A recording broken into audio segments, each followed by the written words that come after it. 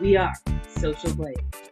I don't know how many of you guys still use MySpace, but if you're still using it, turns out there's somebody who's no longer your friend, and that guy's name is Tom. A lot of you may remember Tom for having when you joined MySpace, he's kind of your first default friend, and as it turns out, he's kind of being phased out continually over the past few months. Since kind of MySpace was taken over, and there's been kind of a new changing of the guard in terms of management and CEO. And, basically up until now, Tom was just kind of part of it, kind of, not really directly responsible for anything you see on MySpace, but he still had kind of a friendly presence there. But it's official. Apparently, Tom will no longer be your first friend if you were to start up a MySpace account. So I think this is significant for a few reasons. One, Tom was originally kept on staff, not given any position of power at MySpace, because they basically, went ahead and fired the rest of the founders, that founded MySpace along with Tom. But basically, he was kept around to kind of facilitate the transition between the MySpace of old and the new MySpace, which is kind of, making small changes and kind of progressing their platform to be a little more like Facebook, to be a little more intuitive in the sharing sense, in the social sense, and ultimately presenting a viable social network that still has some pull and regard here in the in this day and age of the web as we know it now. So yeah. I'm not sure what to think. I didn't really care for Tom, to be honest. I'm not sure many cared. But something of note is the internal traffic that Tom's profile was able to dictate within the MySpace community was pretty significant. I couldn't tell you specific numbers, but every time Tom wrote a blog post, I mean, there's tens upon thousands of folks who engaged with that profile, that made comments.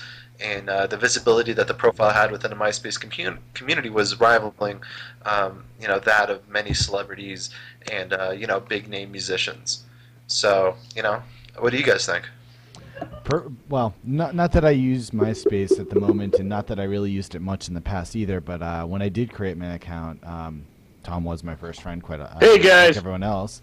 But I actually removed him right away. Do you guys keep him as a friend on your MySpace accounts, or do you not even have one? Yeah, you're supposed to keep him as your friend not because he's like a voodoo doll that wards off evil spirits, but his account actually monitors if you're being invaded by spam, or if it helps prevent from you being taken over. Wait, really? Yes. I'm not sure on those details. Well, why? I don't know why they couldn't just do that without. I don't know that for fact. This is what he told himself before he went to bed. No, I tell myself a lot of stuff before I go to sleep. Hey, the douche is in my Tom and all the time, and I didn't have a problem. I'm saying. Well, it's just kind of funny because I mean, I was a pretty heavy MySpace user initially, like in the first few years, kind of before the advent of Facebook dominance. And Tom was kind of an essential part of it. He's the one who updated you on, MySpace changes and new features. Like, he was kind of the face of MySpace, of that social space. And, I think that as they forge into the future, kind of distancing themselves from the previous kind of culture and feel of MySpace, which included Tom, as being kind of an integral part of that.